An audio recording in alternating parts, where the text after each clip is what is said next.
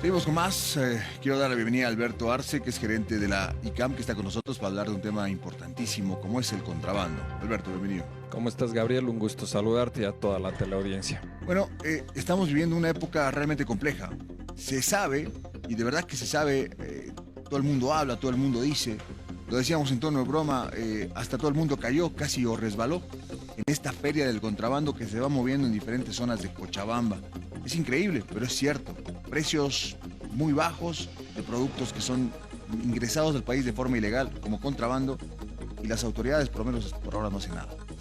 Así es, Gabriel. Nosotros como Cámara de Industria, Comercio y Servicios de Cochabamba, en representación del sector formal, estamos muy preocupados.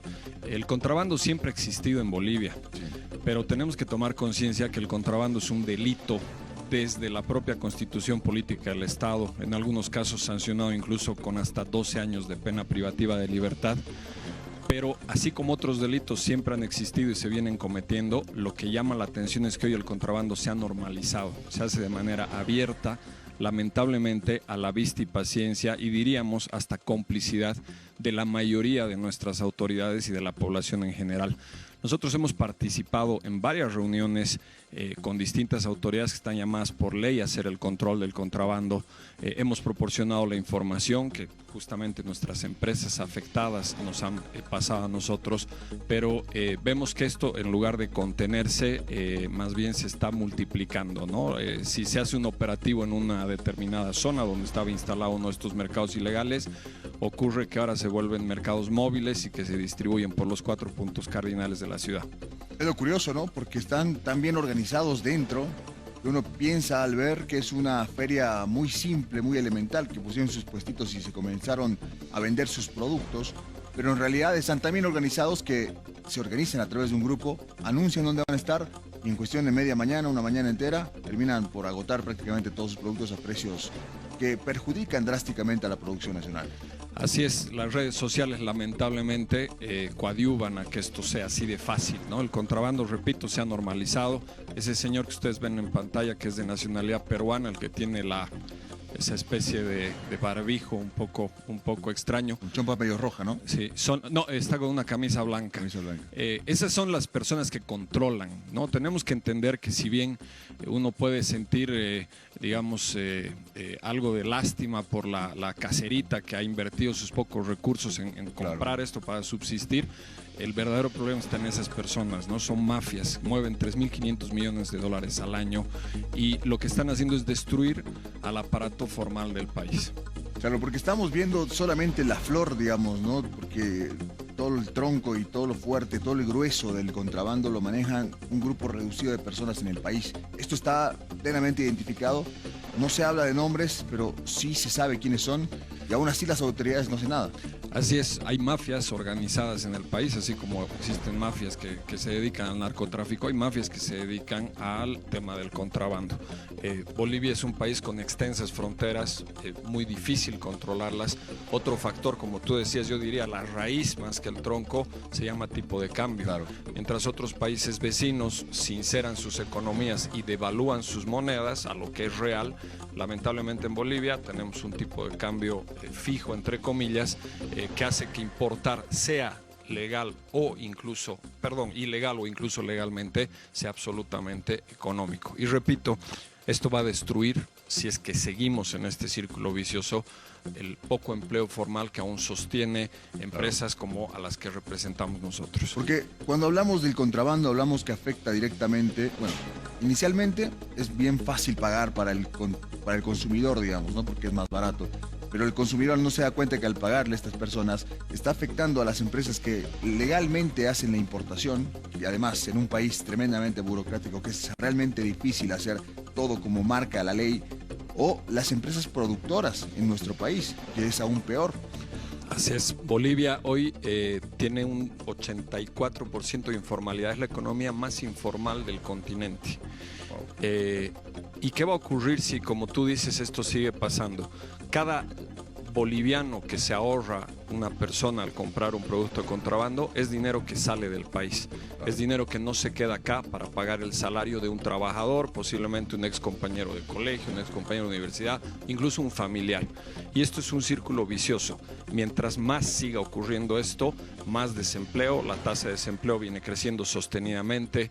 El año pasado en Bolivia se han cerrado 15 empresas formales por día en promedio, ¿no? Aquel que decide hacer las cosas bien siempre ve la burocracia en contra y estos efectos. Entonces, la población tiene que tomar conciencia. Ese boliviano que se ahorra es boliviano que se va y que no contribuye a sostener la economía del país. Ahora, Alberto, esto entenderlo de esta forma es realmente preocupante, pero al momento de que tocas el bolsillo de la gente y cuando realmente la plata es escasa en las familias de escasos recursos, este argumento seguramente pasa a tercer plano. Es una realidad. Yo te quiero preguntar, ¿han habido reuniones entre autoridades, entre ICAM, ha estado la Intendencia, entiendo la Policía, creo hasta autoridades de gobierno central?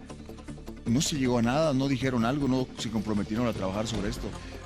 Lamentablemente lo que tú dices es verdad, ¿no? Este es un tema económico y repito, mientras el tipo de cambio siga como está y no exista control en las fronteras, incluso el contrabando es una medida antiinflacionaria, es difícil atacar por ese lado.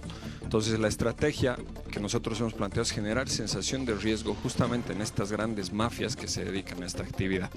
Hemos tomado dos caminos. Uno, el tratar de coordinar que se realicen operativos. Hemos sostenido reuniones con el Viceministerio de Lucha con el Contrabando, con las Fuerzas Armadas, la Policía, la Fiscalía, el SENASAC, la Aduana, la propia Intendencia.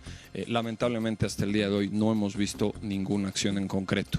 Y otra cosa que hemos hecho es plantear al presidente del Senado un anteproyecto de ley para generar mayor riesgo en lo que es la comisión del delito de contrabando. El artículo 181 del Código Tributario establecía para que el contrabando sea considerado una actividad penada con privación de libertad, el monto del tributo omitido de la mercadería incautada debía estar en el orden de las 10.000 UFBs. Este artículo ha sido modificado 5 veces desde que nació la vida el año 2003 y ahora ese monto se ha multiplicado en 190% y está en 200.000 UFBs. Es decir, para que alguien sea procesado penalmente tiene que ser, digamos, mercadería comisada en el orden del $500.000. Entonces te imaginarás que alguien que tiene la capacidad de contrabandear $500.000 posiblemente va a eludir absolutamente todas las barreras legales. Entonces nosotros nos planteamos en concreto volver al monto original, a las 10.000 UFBs, con lo que tú vas a poder generar esta sensación de riesgo en los grandes contrabandistas. Que tengan por lo menos miedo de intentar el contrabando. Así es, claro, que van a ser sancionados penalmente. Hoy es prácticamente imposible. Está la norma, está la sanción, pero este pequeño gran detalle de las 200.000 UFBs hace prácticamente imposible procesar penalmente a los grandes contrabandistas. Saco una conclusión a priori y me preocupa un poco lo que dices, porque como la ICAM piden estos dos argumentos, el hacer operativos y el endurecer las sanciones. Se ha levantado las manos en el tema de control fronterizo porque parece imposible. Bueno, es una realidad y las propias autoridades encargadas del control fronterizo, hay poblaciones enteras en Bolivia que se dedican al contrabando llamado hormiga, ¿no? Un contrabando que se estima mueve $500 millones. Es el 15% de todo el contrabando a nivel nacional. Entonces creo que el primer foco en el que tenemos que al que tenemos que atacar es el gran contrabando, este contrabando de las mafias. Estas poblaciones, sin duda alguna, hasta subsisten en base a esta actividad. No digo que esto esté bien, simplemente hay que empezar por el verdadero problema, el que mueve el 85% del contrabando en el país. Alberto, es preocupante. Ojalá que las autoridades tomen cartas sobre este asunto y no solamente las cartas, sino que empiecen a accionar, empiecen a mover sus fichas, porque realmente esta feria del contrabando es algo, por lo menos en Cochabamba, de lo que todo el mundo está hablando. Y ojo que Cochabamba no tiene fronteras. No me imagino cómo será en Oruro, no me imagino cómo será en el Beni, en Pando. Es una locura. En Pando ya seguramente ni se controla.